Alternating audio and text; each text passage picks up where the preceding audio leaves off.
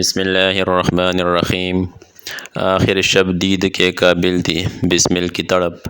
عبداللہ بن وہب کی موت کا بھی عجیب واقعہ ہے۔ لوگوں نے ان سے کہا کہ ہمیں جنت اور جہنم کے احوال سنا دیجیے۔ فرمایا میں اس کتاب نہیں لا سکتا۔ وہ سمجھے کہ شاید تواضعاً کہہ رہے ہیں۔ اصرار ہوا تو بیٹھ گئے۔ جہنم کے متعلق احادیث شروع فرمائی تو بے ہوش ہو گئے۔ لوگوں نے چہرے پر پانی کی چینٹیں ڈالی لیکن فرق نہیں پڑا۔ کسی نے کہا احوال جنت کی احادیث انہیں سنا دیجیے۔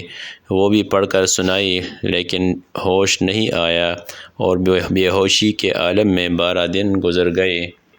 طبیب کو بلایا گیا تو اس نے معائنہ کر کے کہا ان کا دل پھٹ گیا ہے۔ بے ہوشی کی حالت میں 12 دن گزارنے کے بعد بالآخر دل بے قرار کو قرار آ ہی گیا اور راہی ملک بقا ہوئے۔ امام ترمذی رحمۃ اللہ علیہ نے بھی بہز بن حکیم کے حوالے سے اس طرح کا ایک واقعہ نقل کیا ہے۔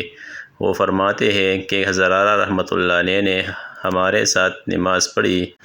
جب امام اس آیات پر پہنچا جس دن سور پھونکا جائے گا پس وہ دن کافروں پر سخت دن ہوگا جس میں ذرا آسانی نہ ہوگی، وہ اشک کر گر پڑے۔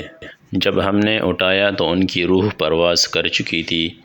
توحید تو یہ ہے کہ خدا حشر میں کہہ دے یہ بندہ دو عالم سے خفا میرے لیے ہے۔